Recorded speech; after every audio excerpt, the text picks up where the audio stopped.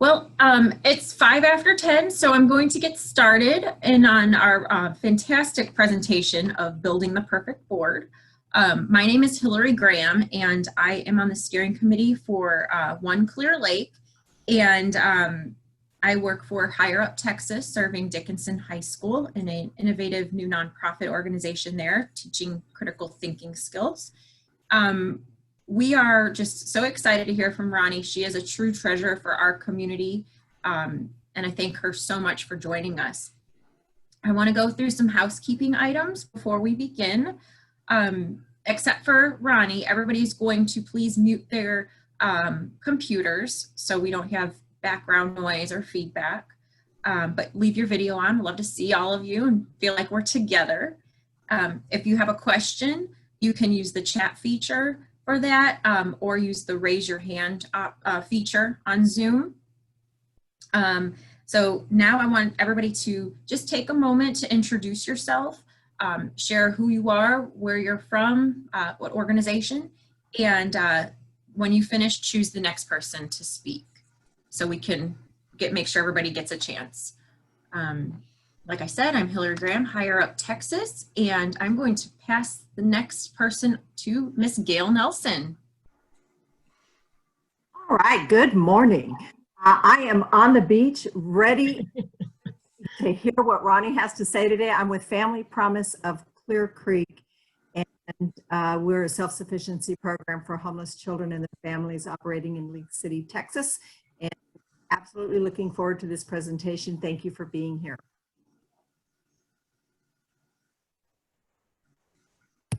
And over to Tracy Ariano. Hopefully I said that right. Hey, that was good, Gail.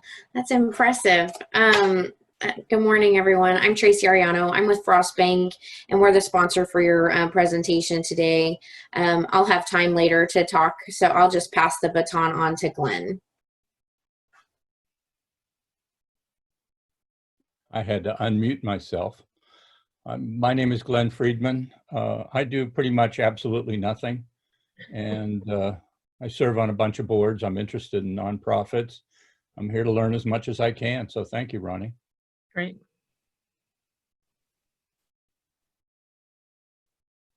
Oh, I have to pass the baton. I'm sorry.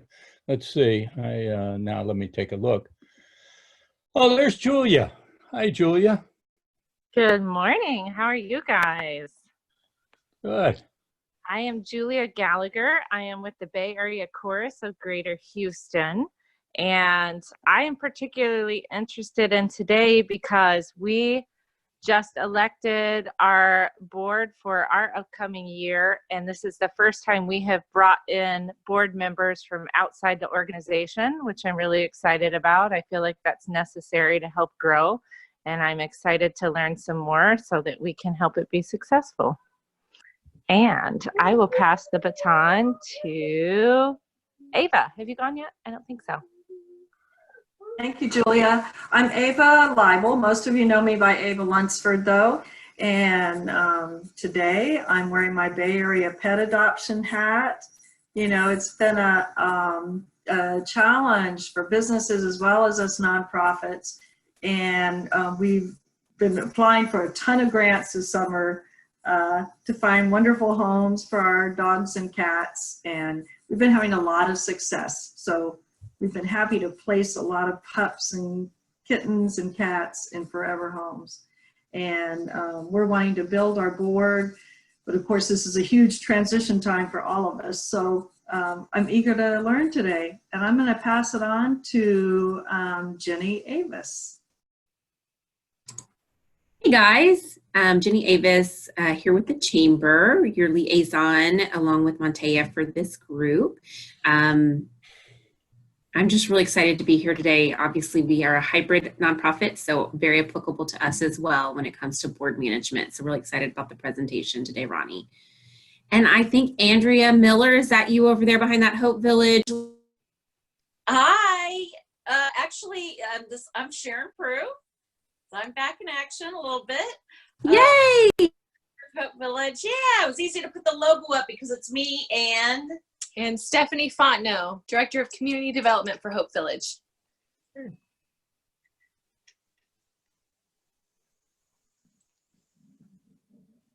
What was that? I'm so.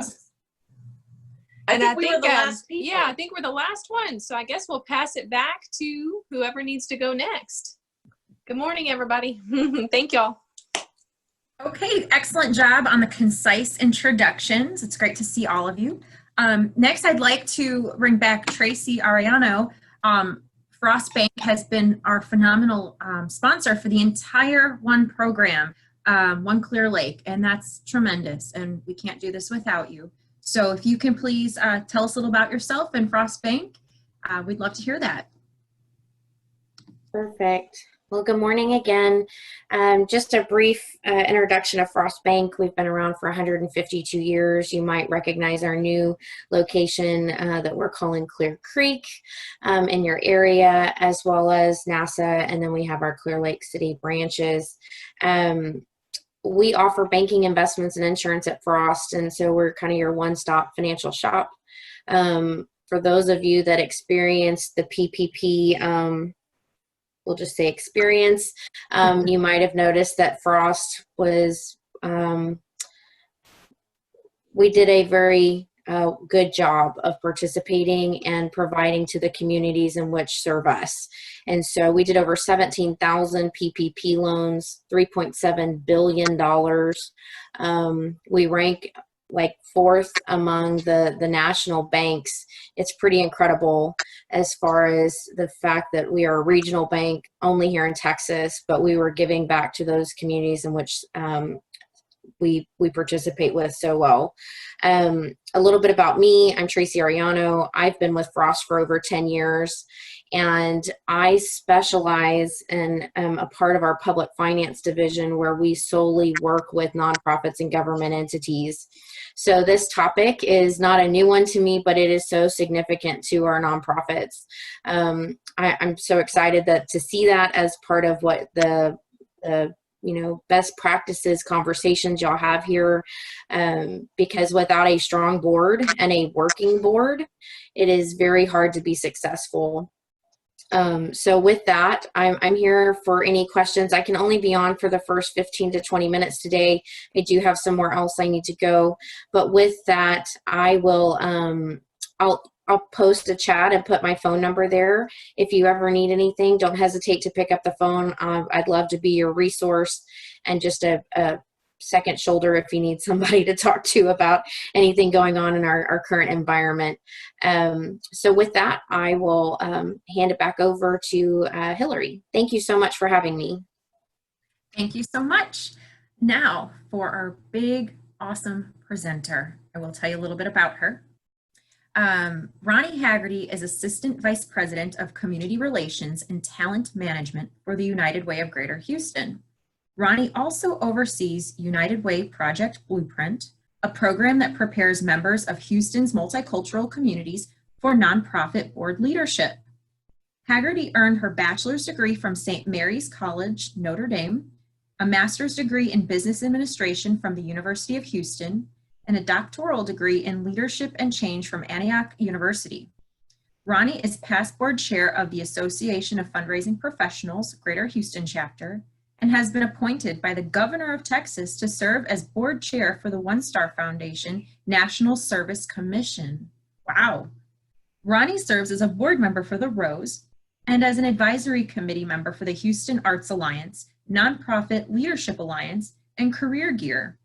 She's a member of the Power Tools for Nonprofits Advisory Board and an adjunct professor at the Rice University Jones School of Business. Please help me welcome Ronnie. Good morning. Thank you, everybody, for being here. We are living in strange times. How many times do we say that to ourselves and to each other? Who would have guessed 2 months ago that we would be confined to quarters for all practical purposes, wearing masks when we went out and about, meeting this way virtually rather than face-to-face.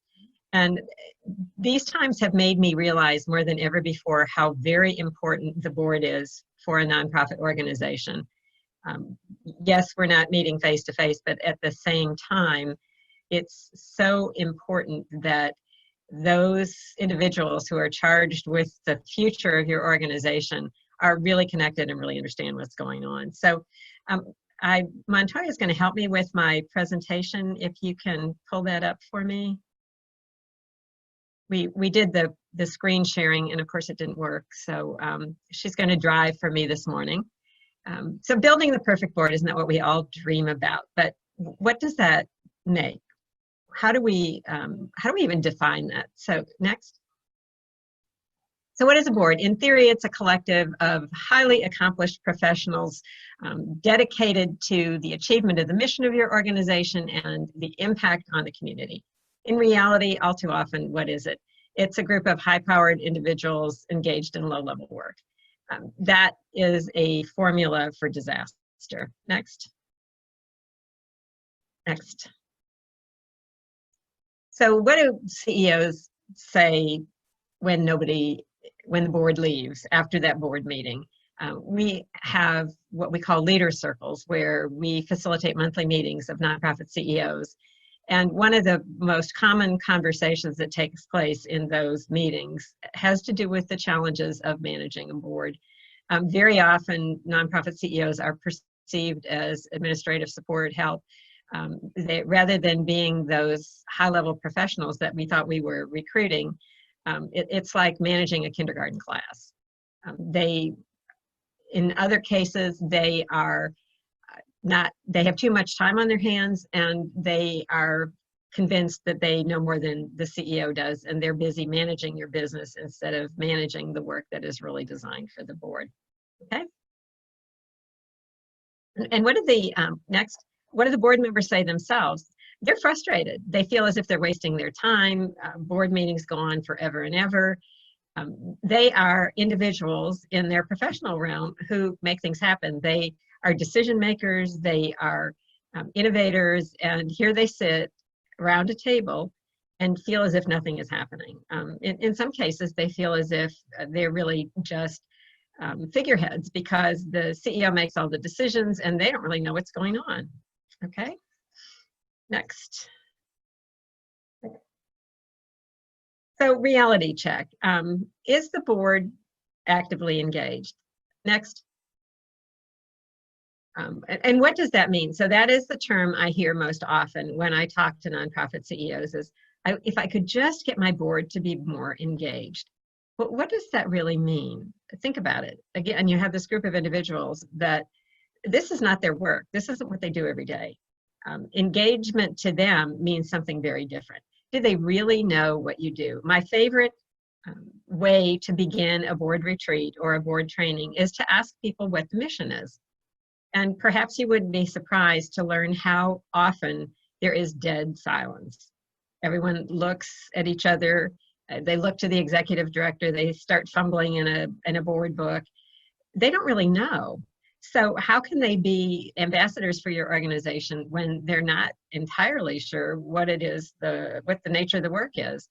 Do they fully support your organization? I really believe that for a board member, if your organization is not one of the top 3 charities that he supports or she supports, they probably really don't have that commitment that you want. Yes, number 1 might be their faith community, but you should be 2 or 3 beside that.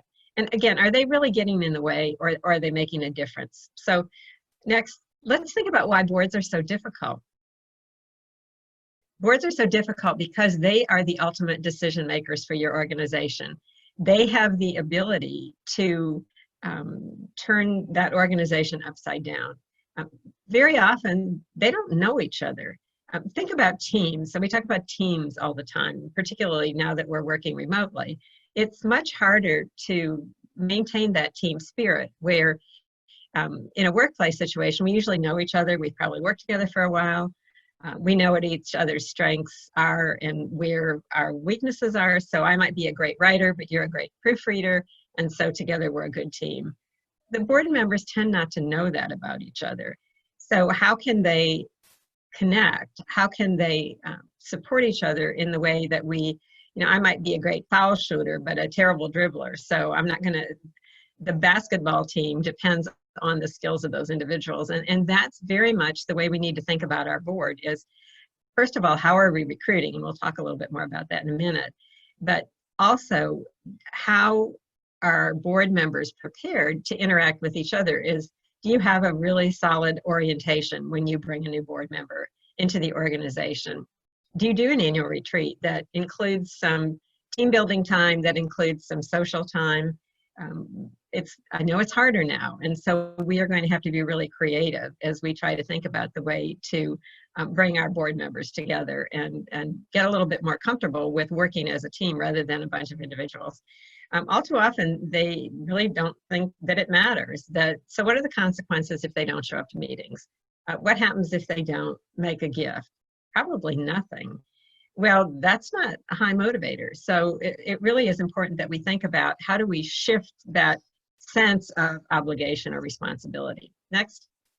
So you've probably all heard about time, talent, and treasure, and those are the things that you are really recruiting for when you're doing board recruitment. I like the 4 W's better. Wealth. If wealth is the only quality that you are looking for in a board member, I suggest that you shift that person to your donor prospect list. Put yourself in that position. Well, why do you want me on your board? Because you have a lot of money. That's not terribly flattering. Now, obviously, we wouldn't say it quite like that, but many people understand what the motivation is. And if we can't really explain to those folks that we're trying to bring into our organization what it is about them particularly that we feel will bring real benefit to our organization, it's probably not the best candidate. Are they willing to put in the time? Do they attend meetings? Do they participate in discussion? Are they willing to serve on a committee or a task force? Wisdom is pretty important too, that ideally someone has had a little community volunteer experience. They kind of understand how nonprofits work. And they're thoughtful people. They are willing to have difficult conversations. They're willing to address difficult issues. Someone mentioned that she was on the session we did yesterday on Giving USA, and Dorothy Abels said, I thought very wisely when asked what advice she would give to boards, and her first response was, be prepared to make difficult decisions even when they're not popular. You know, leadership is not about being liked. Leadership is about doing the right things and having a vision for the organization and being able to execute toward that vision. While have power and influence, people who are not afraid to ask, people who are not uncomfortable reaching out to new people, who are always willing to introduce people to the organization, whether it's face-to-face, which doesn't seem to be an option anytime soon, or more creatively, how can we connect new people with our organization? So next, when we recruit, we often find ourselves in a position of supplicant. Please serve on our board. Would you please serve on our board? That's not how we want to go about it. This is a very important organization. We do not recruit everyone to our board. I like to compare board recruitment to recruiting staff members, that typically we have a job description. We are looking for certain skills. We're not just standing on a street corner and saying, hey, you, are you busy? Come on, how about joining our board? And yet very often, suddenly the nominating committee says, oh my goodness, we have 2 empty seats. We need to recruit 2 new people. We're going to be putting the names up for nomination and we're going to be voting on them. Does anybody know anybody? Rather than intentionally recruiting skills and talents, diversity. We're looking for people who bring certain talents and certain networks to our organization. But it's very prestigious to be serving on our board, that we are very thoughtful about how we recruit. And the process in my world is very different, as I said, from simply saying, hey, would you serve on our board? It's a different kind of conversation between the board chair, perhaps, or if you have a board governance committee, and I want to spend a little more time on that board governance committee, that says we are going to be nominating new candidates for our board. Would you be interested in becoming a candidate, not serving on the board, but would you be interested in our considering you as a possible board member? And so it's a process where we actually have an application form. We ask for a resume. And we're very transparent about what it is we expect of board members. It's not just sort of happenstance. We're quite clear about what we want. Next. So again, we expect every board member to make a personal gift. And I have had many, many conversations with law partners and CPAs and high-level executives who say, do you understand how valuable my time is? When I am sitting in that meeting, do you know what I would be billing if I were in my organization? And I'm very polite and I say, of course, but we want both. We want your time and your money. That if your organization is not sufficiently important in the scheme of things to make a personal investment, then it's just not a good fit. No offense, but we expect everyone to make a personal gift. We want board members to bring new contacts. So again, these are just some specific examples of things that we would want to talk to a potential board member about so that we aren't bringing them in, we're not blindsiding them when all of a sudden we have expectations that we didn't talk to them about beforehand. Again, back to my HR hiring staff example, that if we have a position for a digital marketing professional and we randomly bring any old body in and suddenly put a stack of digital marketing assignments on that person's desk, they're going to be lost. And the same thing is true with our board members. If they show up and we didn't give them the background on what our expectations are, that's going to be a problem. Next. So again, the board legally is responsible for the well-being of your organization. Somebody on the board can get a notion to change the mission just because they don't like it anymore and have no particular understanding of what the implications of that would be.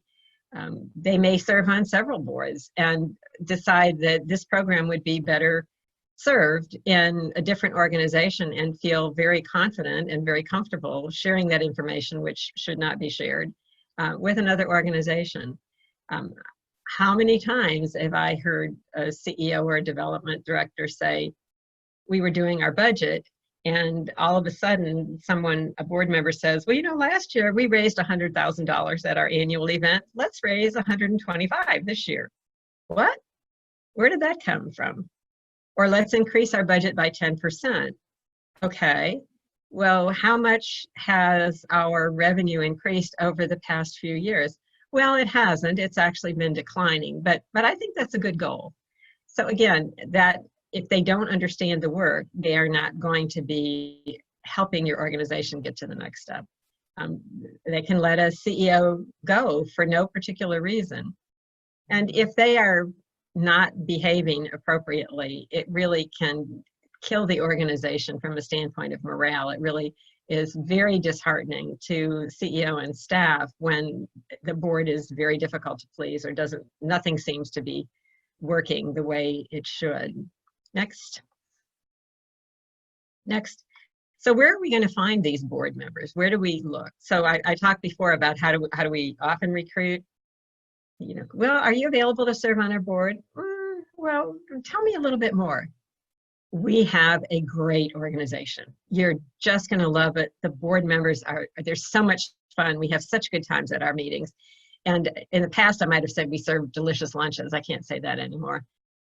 We want you to, you know, it's really important to fundraise. We kind of like you to, but you know, we understand everybody doesn't like to raise money. And we really would like you to attend meetings. But if that's how I'm introduced to your organization, no great surprise that I am not actively involved in accomplishing what it is that you thought I would be accomplishing for you. Okay, next. So let's think about that conversation that we're going to have with a prospective board member. What do you really know about our organization? How did you happen to be interested in serving on a board? Maybe the board chair made the introduction. Perhaps they attended one of your events. You reached out to them because, fill in that blank, what is it that you think that they can bring to the table? Ask them how they would describe a good board member, you know, what they've served on other boards perhaps, and what kind of board members were really positive attributes for the organization, and what kind of board members really were not quite as effective, and get their take on it. That's going to give you some really good insight on what they're going to be able to do on behalf of your organization? Do they have any fundraising experience? People often say no out of hand, but the reality is they've probably brought friends to an event that they paid for the tickets, or they encouraged people to buy the tickets. Their company may have sponsored an event. Fundraising is a kind of jargony term that we all know what it means, but the general public doesn't. To really understand where does the revenue from your organization come from? Help them understand that some of it's from grants, some of it's from personal giving, some of it's from special events. And that gives them a better sense of how they might be able to fit into your fundraising activities. Would they be willing to join you, the CEO of an organization, to have lunch or coffee or have a conversation with a major donor, with a prospect? And learn a little bit more about their past board experiences. What really worked well for them? What did they really like? What about that prior board experience? And they don't have to disclose the name of an organization, but just the meetings were too long, we didn't meet often enough, we met too frequently, I was on a committee and the committee never did anything. Those are the kind of things that are going to be really helpful to you if you are considering this individual as a candidate for your board. Are they willing to share their network with you? Some people are simply not. They do not want to bother friends, they don't want to bother family. They're very uncomfortable about making connections with their professional associations. And again, if they're not willing to make those connections, that's part of the reason that you are recruiting them for your board. And the bottom one is probably the most important, that do they have time to do this? Can they make a commitment? A week or so ago, I did a quick survey of a number of nonprofit CEOs just to find out what's going on with boards today. And of course, are they more or less engaged? In many cases, the board members are more engaged, strangely enough, in this COVID world that we're living in. They're all meeting by Zoom, surprise, surprise. What is interesting, and in my point of view, kind of scary, is that many of them don't ever want to go back to face-to-face meetings. They want to continue to meet virtually. And I understand the rationale behind that. You lose an hour each way, depending on where you work or where you're coming from, attending board meetings. To put those 2 hours back in your day can be important. But I think there is a lot of value that results from people being able to get together face to face. And on a very small scale, some organizations are starting to do that. They're meeting in big conference rooms where they can safely distance. They're wearing masks. One of the organizations that responded to the survey actually had an event where one of the board members who had a large home, was the head of their fund development committee, invited 20 or 30 people to attend an event at her home. And they were very transparent with those invited guests. They let them all know that it was a face-to-face event. And a fair number of people said, I'm not really comfortable with that yet, but I'll support whatever it is that you're trying to accomplish at this gathering. But they did. They had about 25 people there. And apparently there was enough space to make everybody comfortable, and everybody wore a mask. And they had some conversation about some of the things they were hoping to accomplish. And it was really very effective. So will we get to that point? It's hard to say. We're hearing about a bit of a spike right now. I'm hoping that's an aberration and that things will calm down again, and we'll be able to go back to talking to people face to face. Next.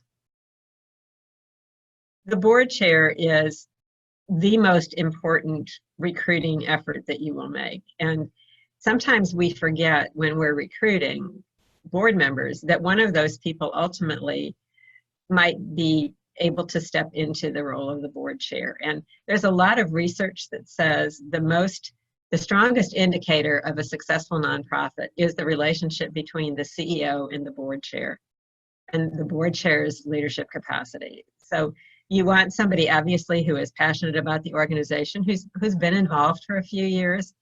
We want somebody who actually wants the job of board chair.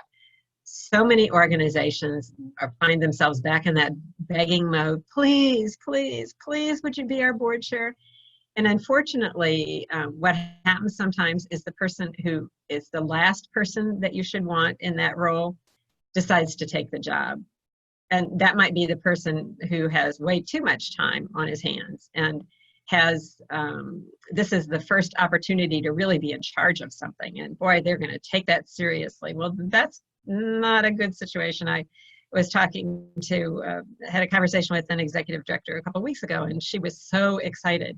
She had recruited for her board chair a gentleman who'd served on the board for a few years, was a high-level executive in one of our energy companies, and had not been terribly active at that time. But again, high-level executive, very busy, a lot of responsibilities.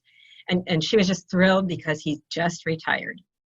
And he's going to be her new board chair. Well, when I talked to her last week, she was pulling her hair out. Guess why? He has a lot of time available, and he is used to running things. And this is his new business. And it's creating all kinds of challenges, even virtually, because he has so many good ideas and so many good ways to do things, and is quite comfortable without checking in with the CEO, calling other board members, and giving directions. So just as we set expectations for board members themselves, we really want to think about the role of the chair. You know, what is that job description? What does that individual need to be prepared to do? The CEO and the chair need to be meeting regularly, weekly, absolute minimum, especially right now. You know, we talked about the PPP loans, and I don't know how many of you had those, but that was not a fun process, trying to figure out how to complete the paperwork and find a bank that was willing to support you.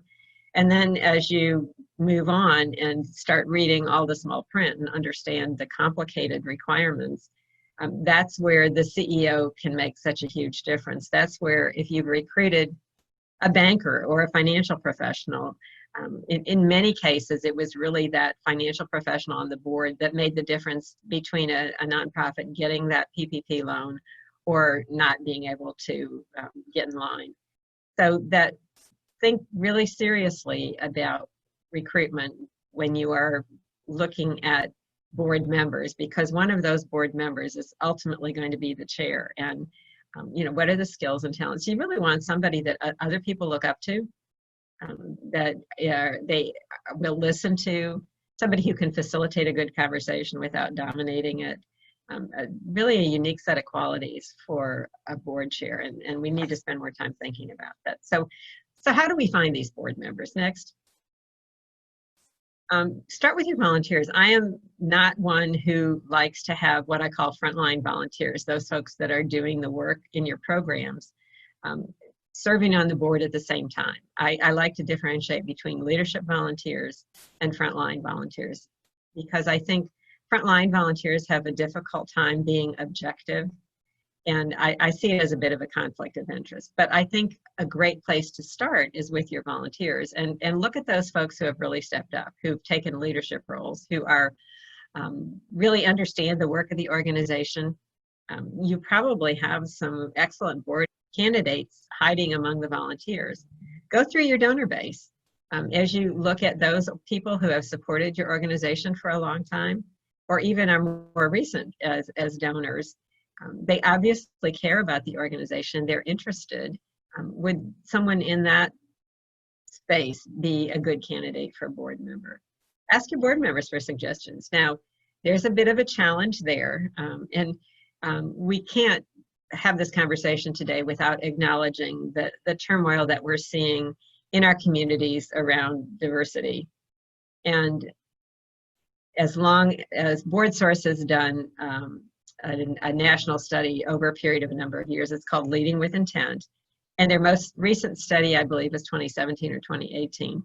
But the numbers hadn't changed in decades. About 84% of board members are white. Over 50% of them are over 50. So what does that tell us about the leadership of our organization going forward? We have really got to be open to thinking about our boards differently. So Asking board members for suggestions is a challenge sometimes because who are they going to recruit? They're going to recruit people like them, people they know, people who live in their neighborhood, folks that their kids go to school with. So as we think about board recruitment, it's not just about diversity, it's about skills and networks and then diversity. So I would never say I need a Hispanic and Asian and African American, but I would say I need an attorney and a digital marketing person and an HR professional, and make sure that we incorporate diversity into that recruitment process. Let the general public know you're looking. Spread the word in your various circles, in your various networks. There are board recruitment websites. Volunteer Match actually is a place where you can look for board members. That's something that we are working on right now. We were forced to cancel our annual board fair. Perhaps some of you have participated in the board fair. It's an annual event where we have about 35 or 40 nonprofits who are actively recruiting for board members. And then we invite the general public. And it's been a great place to connect board prospects with organizations that are actively recruiting. So with our not being able to offer that, and who knows what next year will look like, we're really looking at how we can do some sort of a board matching process on our website. Not perfect, but I think it will be a good resource, and we've got to really be mindful. I think board recruitment is going to be harder going forward because we're not as in front of people the way we have been, as we're canceling events and shifting to virtual events. So we're really going to have to think about board recruitment differently. Who are your local business leaders? Who are the vendors that you work with? Who are the vendors that your board members work with? Office supplies, cleaning supplies, what kind of services, the IT support. They are undoubtedly working with a number of different vendors who might be good prospects for board members. And then look at volunteers at other organizations. I always recommend that boards collect invitations to everything they get invited to. That you look at programs for events, that you go on organizations' websites and see who's on their board, who's leading their committee, because they might be the board chair this year, but they're not going to be next year. So really start keeping a list of prospects and recognize, say, well, okay, so they're the board, they're heading up the marketing committee for 2021, but let's keep them in mind at the end of next year. They might be available, and particularly look at organizations whose missions are either similar to or somewhat compatible with yours, because if they're interested in children, even though pets are not a child-serving organization, I have never met a child who wasn't really interested in dogs and cats. And by the same token, a seniors organization, people who are interested in seniors often recognize the services that other organizations provide and really value them. So really open your mind to different ways of searching for your board members. Next. So how do we do this? Where do we begin?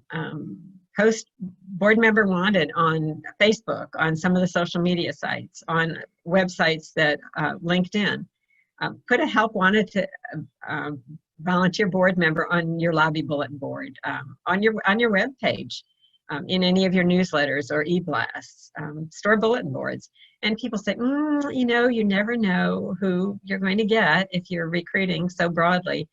But by the same token, if you go back to my theory of recruiting the same way you would recruit a staff person, you will actually have an application process. So it is not an automatic, and folks understand that you're recruiting. You are making it clear that you are looking for candidates for board service as part of your review process. One of my favorites is a Blue Ribbon Task Force. That is reaching out to some of those community leaders who are already overcommitted to boards, who are not likely to serve on your boards, who do not have the time, but bring them together virtually now for 30 or 45 minutes and ask if they would have a recruitment conversation with you. Ask for their suggestions about the kind of person that they would recommend to serve on the board. Ask them about their own board service experiences, what recommendations they have for you to really enhance the appeal of serving on your board, and then ask if they would recommend a candidate. So you might cold call that same person who would not take your call at all, but you might call someone and say, you know, David Weekly suggested that you might be interested in serving on our board. I'll bet they'll take your call. And I'll bet that they'll at least have a conversation with you. And if they're not available, perhaps they'll be able to recommend somebody else. We talked about volunteers, and then board member swap. Again, organizations with whom you have partnerships, organizations that you've collaborated with in the past, or you've met through the chamber. Have conversations with them and say, you know, what board members are going to be rolling off your board this year? I've got 2 wonderful candidates. Let's set up an introduction and see if we can make an exchange, make those connections. And folks that are enjoying their board service often don't want to stop completely. So it might be a good avenue to bring in somebody from bring in different perspectives, a different point of view. Okay, who am I doing on time? Okay. So what gets in the way next? What gets in the way of board effectiveness? We talked about micromanagement. It really is setting expectations at the front end, that when you talk about board engagement, what do you want board members to do? So I'm an engineer, or I'm a doctor, or I'm in retail, and I'm very willing to be a good board member, but you've got to give me a really clear understanding of your expectations. Do you want me to help write the newsletter? Do you want me to proof grants? Do you want me to help put the budget together? Do you want me to teach a QuickBooks class to staff or to volunteers? Do you want me to update your policies and procedures? Tell me what you want me to do, and then I can say, yeah, I can do that. That sounds like something I would really enjoy doing. Or I can say, there's no way. And so we're really clear at the front end what it is that you want me to do. So nominating committee, in my point of view, is a dinosaur. What I have found is much more effective is a board development committee or a governance committee. That committee is responsible not for nominating alone, that's part of it, but they're responsible for helping with board recruitment, for making sure your board manual is updated, for putting together that board commitment letter, for having an annual conversation with all board members to see how it's going. What do you like about this? To conduct an annual board self-assessment, to schedule the annual retreat, to get a facilitator to put the agenda together. So a board development committee or a governance committee has a lot of very clear work that will keep them engaged in a very manageable and really productive way. It's something that they can check off at the end of the day and say, yeah, I did that. I feel really pretty good about that. No plan for rotation. So do you have term limits? Do you use them? Are your term limits for eternity? You know, there are boards in our area that have board members that have been on the board for 20 or 30 years. That is not a useful setting to bring in those newer, younger board members, those more diverse board members. We need to keep turning the board over the common, I think, board tenure is 2 3-year terms or 3 2-year terms. And at the end of 6 years, unless they're moving into an officer role, they have to take a year off before they can renew. And I just think that helps to keep your board fresh. So last slide. So seat filling is mission killing. It makes no sense to have a board full of people that don't know why they're there, don't much care about the organization, are far too busy to make the kind of commitment that really is necessary. I remember doing a conversation like this a while back with an executive director and her board chair. We were planning the session, and she said, well, you know, I'm planning to double the size of my board. And I said, wow, that's a pretty big undertaking. What is motivating you to do that? And she said, well, nobody ever comes to board meetings, so we never have a quorum. So I thought if I had twice as many, I would be able to make a quorum. And I thought, well, somehow the math on that doesn't work out exactly. But, you know, it shows how reluctant we are to be clear about our expectations and to really establish ourselves as an organization that people want to be part of, that allows people to make to feel like they're making a difference, to really have an impact on the community, and to be a prestigious place to volunteer your time. So that is it, and I am happy to answer any questions that you might have.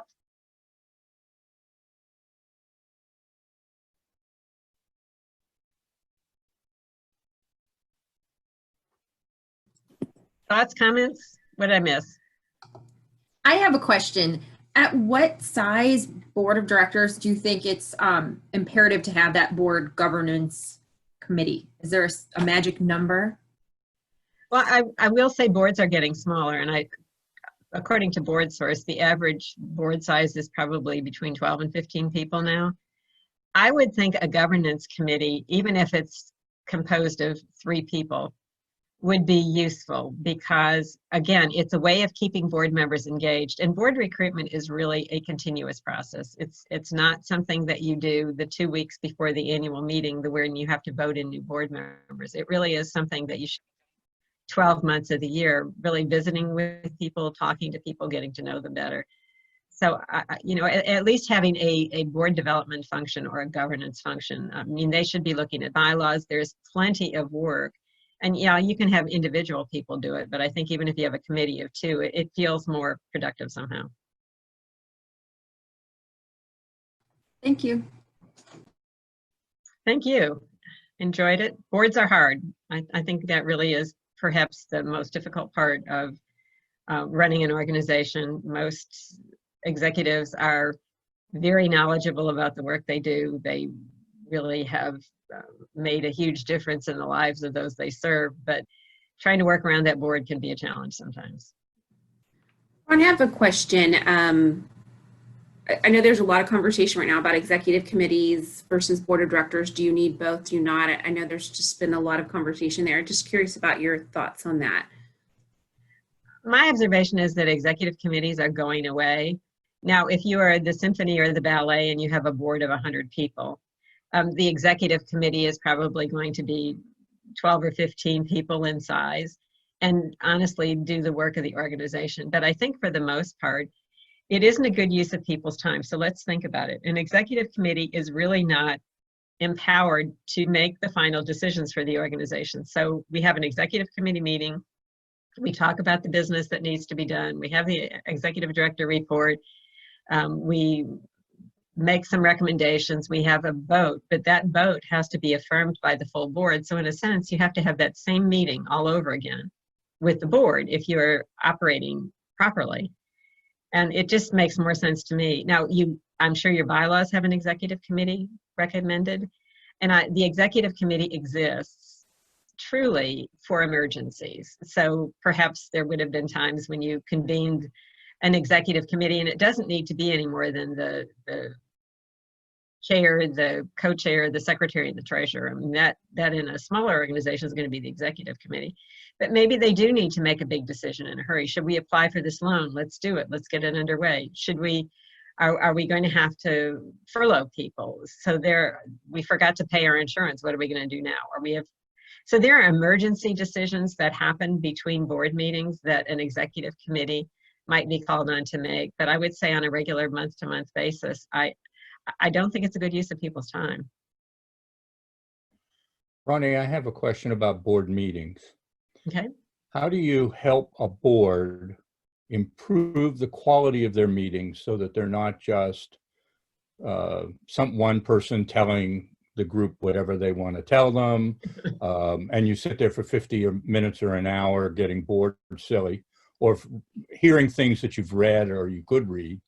What are some suggestions for helping boards improve the quality of their meetings? Well, I think the biggest thing is putting together a really tight agenda, using a consent agenda that includes any non-voting items, that includes the minutes, the financial report if there's nothing new and different, and any of those committee reports that don't require a vote. When you use it, so that is presented at the very beginning of the meeting. And unless someone has asked that a particular matter be pulled for some reason or another, you can handle that vote in a block. And I like a timed agenda. So if you were to say, 5 minutes welcome and introductions, 5 minutes consent agenda, And then really use the rest of the meeting to discuss important business. I mean, what is really keeping the executive director awake at night? What are the 2 or 3 most important things that you need to talk about this month? And this, at this point in time, perhaps more than ever before, there are really serious issues that are having to be discussed. We're going to continue, should we continue working remotely? Do we need to downsize our space? So we're in a funny place right now. If an organization has a strategic plan, I would say that the strategic plan should be part of every agenda, and each goal area should be part of the conversation, but in a really substantive way. So let's say we've had to cancel our event. What do we do now? That brought in 6 figures last year. What alternative? So how are we going to shift, and what are we going to do about that loss of revenue? Or what do we cut? What do we do differently? So that's probably a really current example that is under conversation in a lot of places. Should we be changing our programs right now? We are in a space where all of the things that maybe we thought we wanted to do in the past and we didn't do because it was too risky, or it was unfamiliar, or it was uncomfortable. You know, if you were running this as your personal business, what would those 2 or 3 top issues be that you would want, that you would really need the wisdom of many heads to contribute to? And again, I would make it timed so that if you have as your conversation, how do we replace the event revenue? That's a 15-minute conversation. If something that can work really effectively is one board member is assigned to be timekeeper, and another board member is assigned to be facilitator. It can be the board chair, although sometimes it's the board chair gets tired of being the facilitator. But so when you get, so we've allocated 15 minutes for this discussion. We're coming to the end of our time. We can either extend the discussion at the end of the meeting, or we can move on to our next topic. And most people are going to look at their watch and say, I don't want to extend this. Let's keep on it. Now, I'm implying that this would be an easy transition. It's not, but I mean, you can put a pretty, particularly virtually, you ought to be able to put an hour, 90 minutes max agenda together. And when you get to the place where you hear that person that you were talking about pontificating, that's where the facilitator or the chair can come in and say, John, that I think we've got that. Something else that can work really well is if you somebody jots down notes and says, I think we've got that covered. Are there any other ideas? Or John, let's talk about that offline. It's a discipline, and it's not one that is easy at the outset, but people really appreciate it when at the end of the day.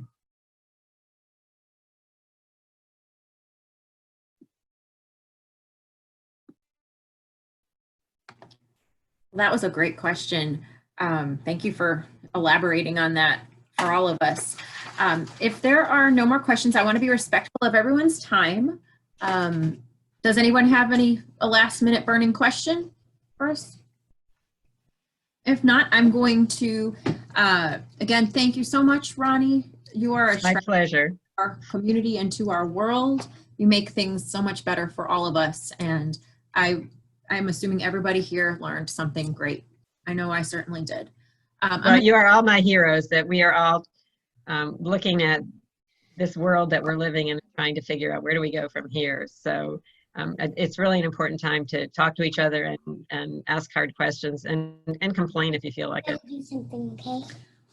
Wonderful. Sorry, my assistant. Your assistant has arrived. I'm going to pass the baton now and mute myself with my assistant. Back to Jenny for her to make some chamber announcements for us.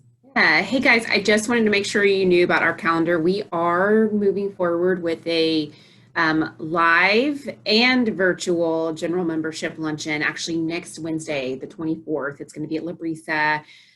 Really excited about the topic. It's really perfect timing. Greg Smith, with the superintendent of CCIC, is going to be speaking to what's going on with the school, what that looks like next year. So if you're interested in joining for that, there's both options. So just want to make sure that was on everyone's calendar of things. We also have an event the following week on the 30th. It's going to be just a webinar, but Dr. Musa with Science Behind Beauty, who has an office at Clear Lake Specialties, a great physician in the area. He was a COVID-19 patient. So he has gone through firsthand, had the experience, has recovered. So he's going to share a little bit more about some stats, what this uptick looks like, but you know, what that is going on there. And sorry guys, my phone. And also his experience, which I think is going to be really, really interesting. So if you would like to join us for that, you can register for that on our calendar. Also want to let you guys know we are doing a Facebook group specifically for this group. So we'll share some information there. So share that out with all your other nonprofit folks. Hilary is really helping us get that up and going. So thank you, Hilary. We really appreciate that. And I think that's really all I have. So right at 11 o'clock on the dot on my clock. What about you guys? Anything else anyone has to add? No? I love it. Great timing, guys. We will see you guys soon. Montea does have a copy of Ronnie's presentation. Ronnie, is that okay if we distribute it to folks who might be curious? Right. Okay. Thank you so much. We'll follow up with that. So until next time, guys. Thank you. Thank you again. Thanks so much. Bye. Bye-bye.